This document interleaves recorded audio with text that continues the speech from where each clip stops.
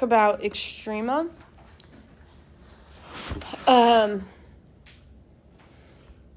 Do you guys remember talking about minimums and maximums of a function? Yeah. Okay, so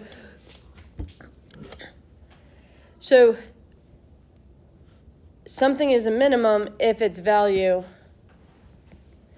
is less than or equal to all of f of x on the interval. And likewise, a value is a maximum if its value is greater than or equal to all f of x on an interval. So the first thing is we're talking about some sort of closed interval. Is everybody good? Okay, or some sort of interval, not necessarily even being a closed interval. Okay.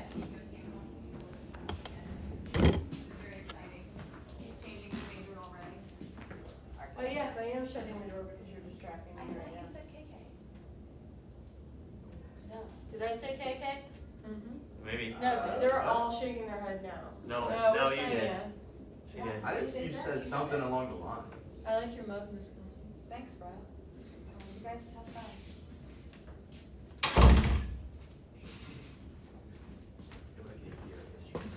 Okay.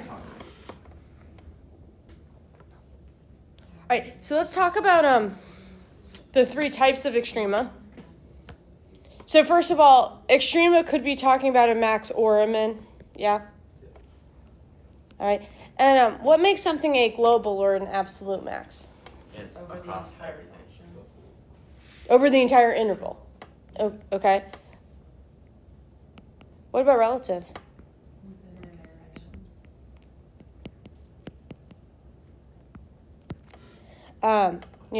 For me, that means you have to have an increasing and then decreasing. Yeah, or vice versa. Okay, and then you have endpoints.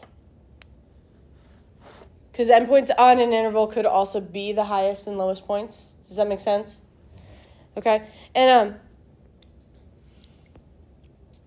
so when we say look at this one, I would call this both a relative and a global min, because if I look on each, it is a min relative to the points around it, but it also happens to be the lowest point in the entire graph. Cool? And likewise, this is a maximum. And I would call that, but I wouldn't call that a relative maximum. I'd call it the global max maybe, or the absolute max on the interval. But in terms of relative to the points around it, it's not increasing and then decreasing. Do you guys see what I'm saying there? Okay. Whereas, and then on this one, there is, while the min is, you would still have that both relative and global min. If it's an open circle, it never actually hits its highest point because you can keep getting closer and closer. So there is no maximum if it's on an open interval. Does that kind of make some sense? Mm-hmm. Okay. All right. So the basic idea of mins and maxes, you guys are comfortable with? Okay. So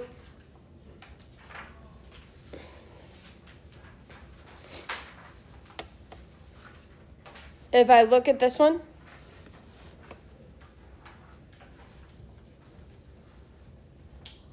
okay, guys, if I ask you to think through the slope of the tangent line, first of all, are we all comfortable with saying that the max is at this point?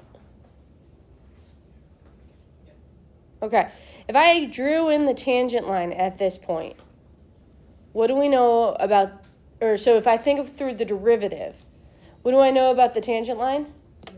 Zero. So, the tangent line would be horizontal, yeah? Okay, so at some relative mins, the value of the derivative equals 0. What about this one? It approaches while Doesn't exist. The derivative doesn't exist, does it?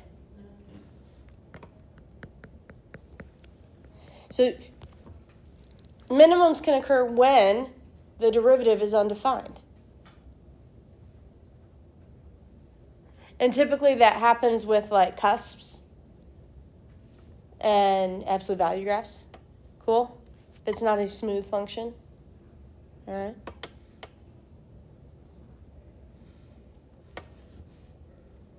What about here? At this relative max. What is the value of the derivative? Also 0. Yeah. And it equals 0 at both of these spots, yeah? And over and over and over again. It's going to keep equaling 0. Now, this happens to be sine of x, and so its derivative is cosine of x, right? Well, cosine of x equals 0 whenever you're at the top or the bottom of the unit circle. So if you keep going around and around and around, you're going to have multiple minimums and maximums. Okay, so we're going to define something as a critical number. There's two ways a number can be a critical number. Okay, the first of which is when f prime of x equals 0. The second of which is when f prime of x is undefined.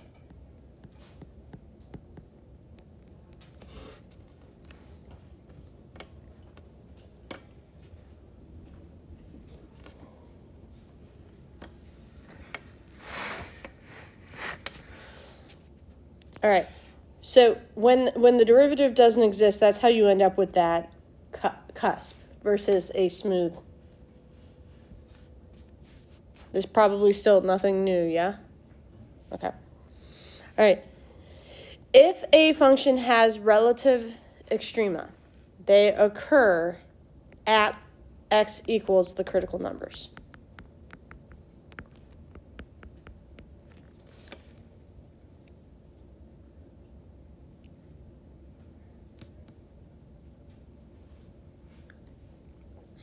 So essentially, if I asked you to find the extrema of a function on an interval, you're going to check the critical numbers, and you're going to check the endpoints. Cool? All right. So let's look at an example. If I want to find the extrema of 3x to the fourth minus 4x cubed on the interval -1, 2. So first thing we need to do is calculate our derivative, yeah? What's the derivative? 12x to the third minus 12x squared. And is that always defined? Yeah. So what else do we need to figure out then? We don't need to worry about where the derivative is undefined. We do need to figure out where is the derivative equal to 0. So I would just factor out a 12x squared, and I'd be left with x minus 1. Are you guys comfortable with that? And so for which values of x will this function equal 0, or will the derivative equal 0? X equals 0 and x equals 1. All right, so from here, I'm going to put my endpoints.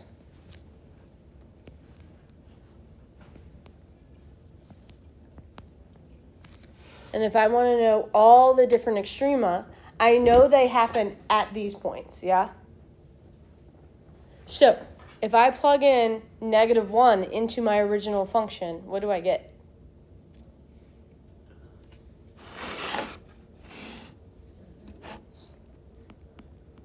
Wait. 24. 7. Oh, to the Okay. What about if I plug in 0? What if I plug in 1? -1. If I plug in 2. Oh boy, 3 times 16, 48 minus 32, 12? Sure would love someone to check me on that. 2 to the fourth is 16, 3 times 16 is 48. 6. Okay. All right. You guys.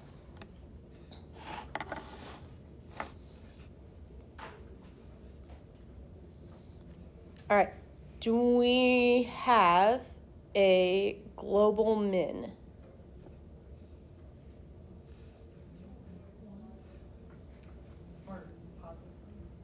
Well, I mean, it's the 0.1, -1, yeah? Yeah. That's what that would mean. The x is 1, f of x would be -1. Okay, so it is a global, is it a relative? Yeah.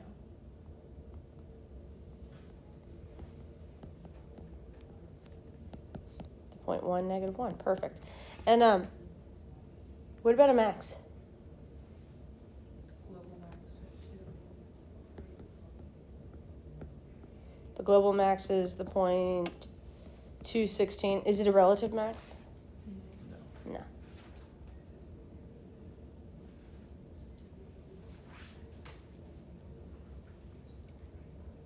We feeling okay? So, what are my expectations of you guys? First, I would want you guys to find those critical values and place both the critical values and the endpoints, check them somehow. Okay? Eventually, if I tell you to use the first derivative test, I know you guys are familiar with the first derivative test, we will fill in like, oh, that it's increasing or decreasing or whatever. Okay? But for right now, we just need to know which one is which. Comfortable? Cool. Check, let's try this next one. Why don't you guys, let's start with you guys finding the critical values for this next one.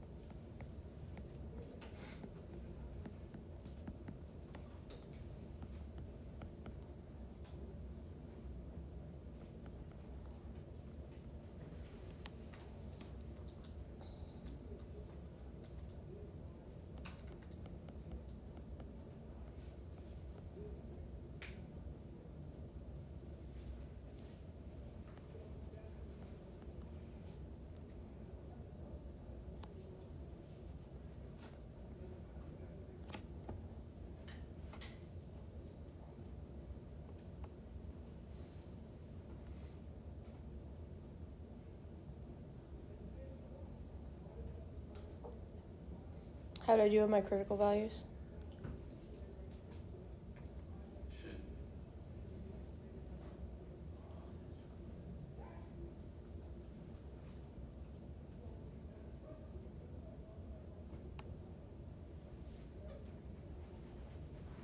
Are we good?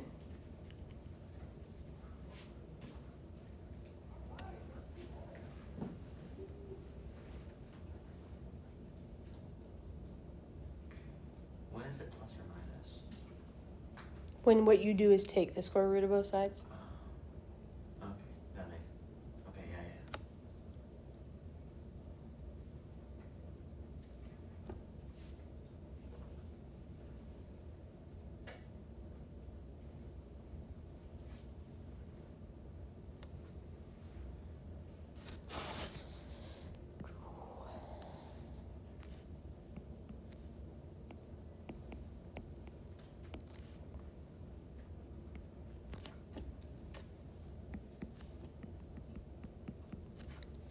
Is that 4/9? This is. Because I'd multiply by 2/9.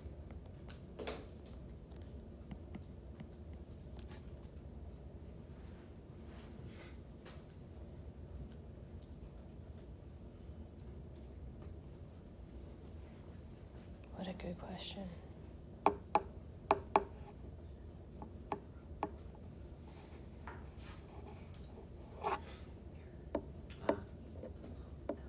There's a problem with this, isn't there? Real number. It's I. Okay, if I was having multiplier or something.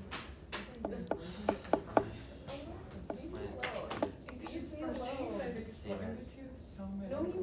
third because once it's third. today. It's just -1. And that is I. It's a non-real number. So do you have to do the limit? I'm sorry, my first thought was to switch them out. You guys, what is the domain of F?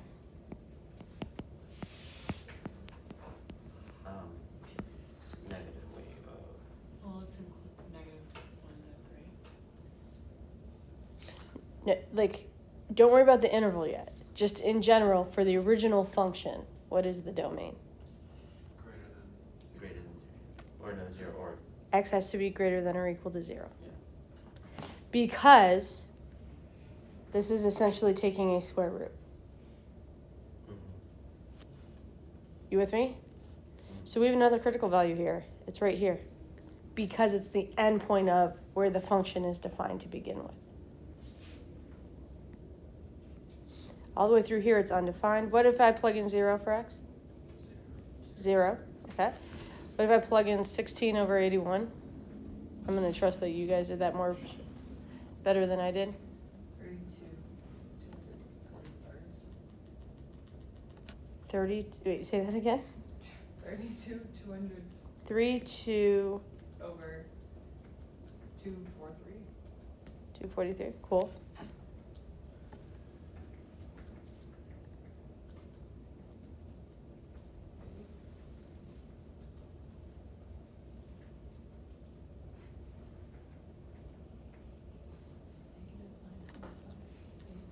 Or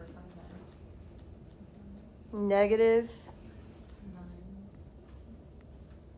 5, 9. I got 5, 8. I got 5, 8, 8. Yeah. Okay.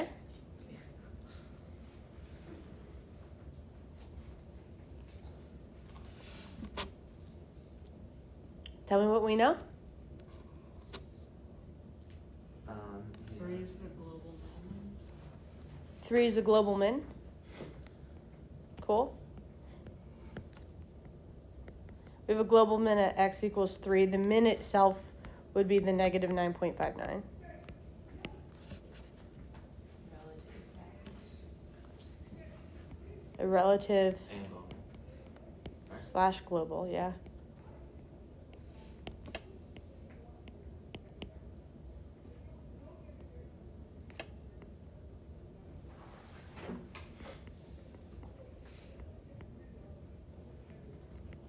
So what's the point that it's undefined at -1 just wouldn't count for anything?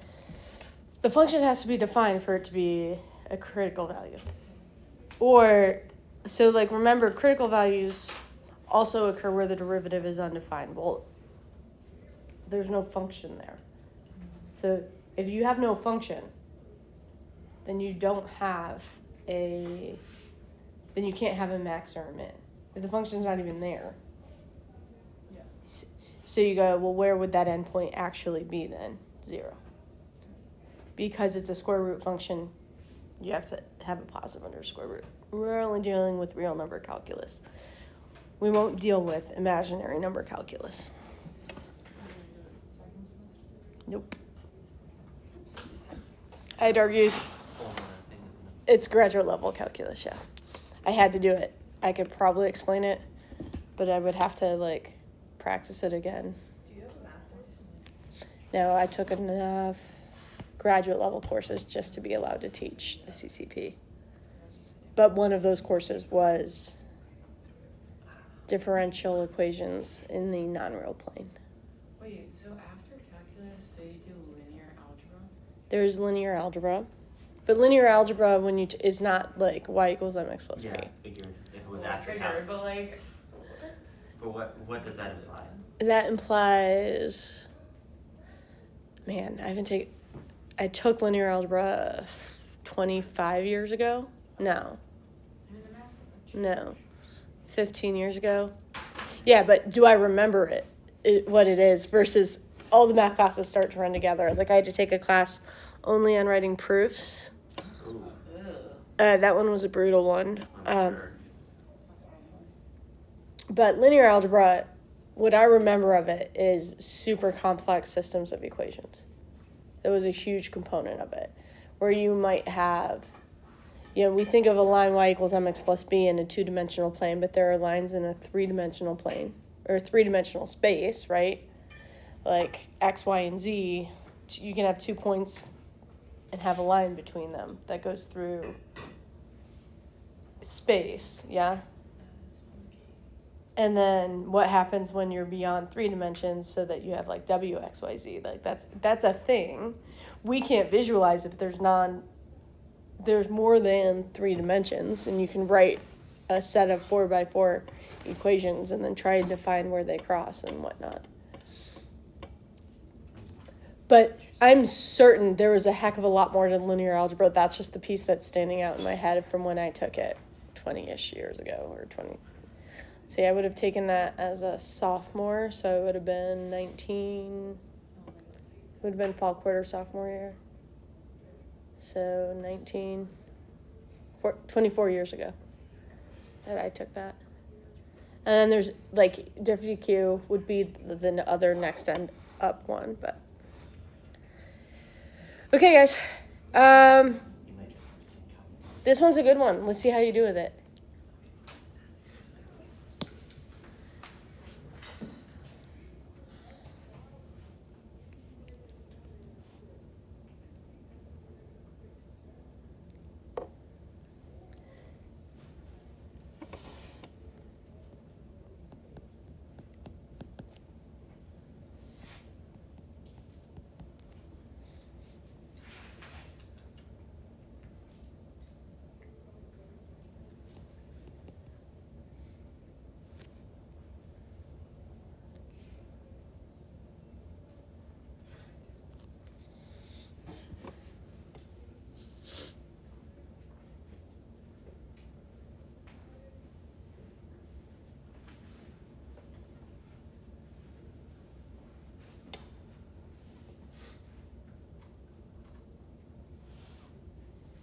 How'd I do so far?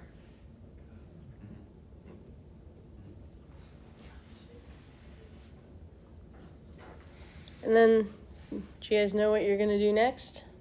Take out a 2. Yeah, that's what I did. Yeah, might as well. I just got a 2 cosine. Shouldn't change much. What? Then can't you make it like a tangent? So it cancel.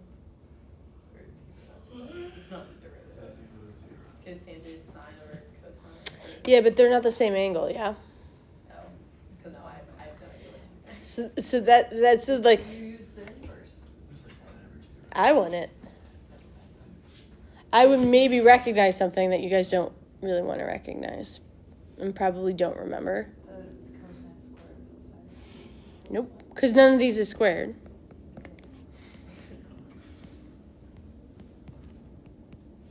Oh, there's something. What? The sine of 2x is an identity of 2 sine x cosine x. You learned that? Did we? The double angle form identities? I'm pretty sure you did. You, William, the name seems familiar, but I have no recollection. if you remember the identity. Because I don't know that I know how to do this without knowing that identity. You can just Well, like visualize it. if Are we there got- other identities that like What we do you need to got? review? Okay. The ones that we did at the beginning of the year. This is the only new one that. Did we do this at the beginning of the year? So- It was on the sheet from the beginning of the year, I would imagine. It is on the sheet. No, I was literally just about to. I don't think these are wrong, but I bet you there's a random third answer. Okay, so f prime of x, let's see, or 0. Now I could take out a 2 cosine x. And I would have 1 plus 2 sine x. Once I've done that. And from here, we could say, well, cosine x equals 0. Technically 2 cosine x equals 0, whatever. That's not going to equal, the 2's never going to equal 0. And then 1 plus 2 sine x equals 0. We did practice solving these equations, yeah? You guys, where is cosine equal does.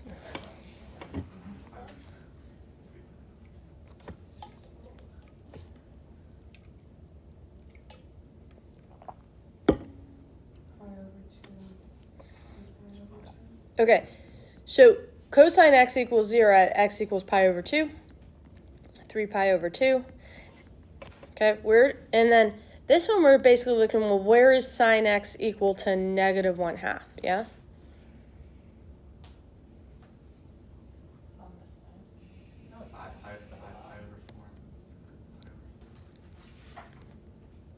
Pi over 4 is root 2 over 2. 7 pi over 6. Any of the over 4s are root 2 over 2. 5 So, pi over 7.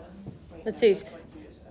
I think it's a 7 pi over 6 and 11 pi over 6.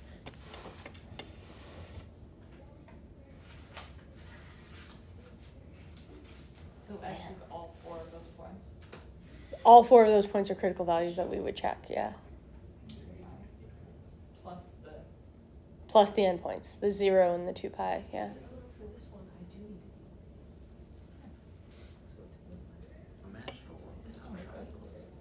No, I can't. It would make me so sad. The triangles are like awesome. A lot of things wouldn't work very well there. You might have a few issues. I think a lot of our base structures are made with triangular. Mountains too. But like I think just I picture do. like bridges and like telephone poles Yeah. and so many things that we build structurally have triangles in them. What's up, Everest? For the 2 cosine x equals 0, if you divide the 2 out, don't you get different answers?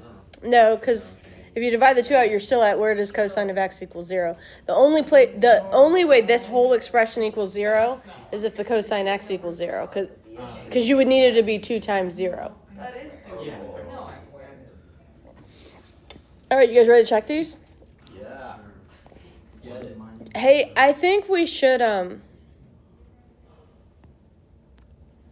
we have 0, we have 2 pi. I think we should kind of split this up in terms of evaluating this. Does that make sense? So like, because we have like 5 different function values we need to plug into the original function, right? 6, yeah. Well, I'll do the endpoints, and then can you guys split up the other ones?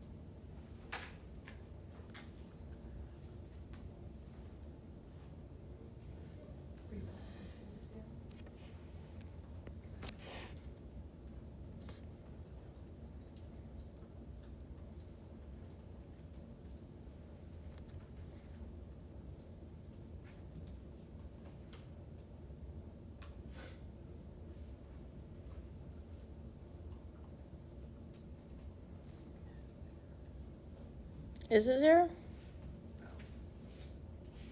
2 times sine of 3 pi over 2. Sine of 3 pi over 2 is... It's not 0. Why am I getting No, it's negative 2. I have that written down. I have negative 2 minus 0. And I said the answer is Okay, sine is 1/2, so this would be... pi over 11 pi over 6 is 1/1. No, it's not. Just don't listen to me. I don't know, I'm just plugging and chugging. That's it, that's all. It's negative. I'm just hitting this. 1 point. Where? 1.5. Where? Pi over 6. 11 pi over 6. So negative 3 over 2. 11 pi over 6, I got negative 4 root 3 over 4. I got negative 1/2. Or negative, no, I got negative 1/2. Okay, so negative 3/2 has been multiple people's answers. Sine of 11 pi over 6 is negative 1/2. Am I minus cosine of 22 over 6 is cosine of 11 over 3 is cosine of I just did the two. negative 1/3 is I might be in positive. degrees. I am in degrees. Positive I don't like root that. 3 over 2? This is like the year where that's like. But isn't it root No, 3 over no. times? Hold on. I just did the 4 sine Oh, I x. did do sine Yes. Sine x. This is the year So I where. got. I think it's negative 1.5. That's Yeah. I typed That's it what into I- y that's what I equals and then just so. Yeah. Because, yeah.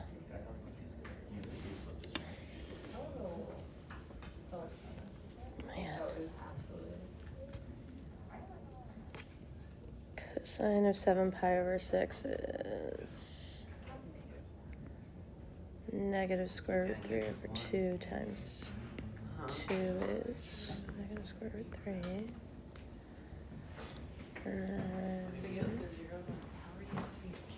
Cosine of 14 pi over 6 is cosine of 7 pi over 3 is cosine of pi over 3. Cosine of pi over 3 is 1/2. Does this look about right? Did you guys get like a negative 2.2 when you plugged in the 7 pi over 6? Yeah. Negative 2.2-ish.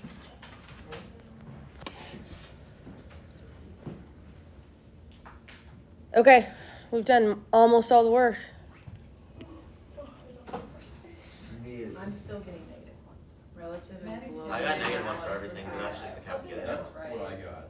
Except for the first one, I got 3 for that one. I got negative 1 for a I bunch trust of you more, things though. that- So I just go whatever. Do that. Oh, I think, I'm not sure if you saw the thought process or heard the thought process that went through my head. It was done very quickly with my eyes closed, like trying to envision it on the unit circle. That's what. I I don't agree know with if it all works.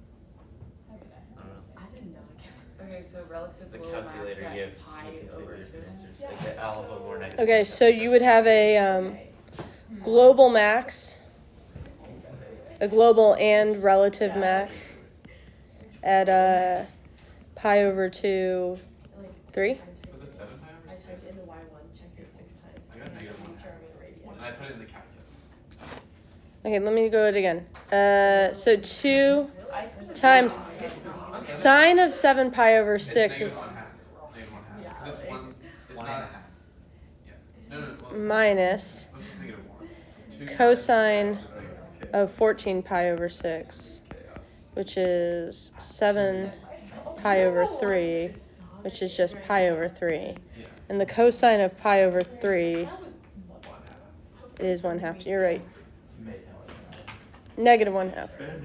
So the overall, this was also negative 1 point. Okay. This is not what Ben would wanted. He's the glue. So, I feel like we should just go back and check all the answers. I think it's fine. It's I think fine. conceptually, we have Yeah, it. it doesn't matter if we get it right or not. All it means is I Say that should use until- my calculator for this on the test. You're on the recording. Because apparently the calculator's wrong. Just get the reason The you need to have, yeah, I mean, it's hard. If you guys are taking physics, Well, I would imagine it's frustrating to go back and forth between radians Sure. and Yeah, degrees. I got those radians though. We asked for Yeah. That'll do it for you. Yeah. We're in radians right now, yeah. Yeah. Yes. This is Dad and I got negative 1 for a bunch of stuff. But I graphed it and that doesn't make sense. I mean, it already doesn't make sense. It's fine. It's all fine. right. I just we get the concept, Keep chugging along. Even if our numbers don't, aren't we all Literally, still get not the much concept. correlation, but we got the. All right.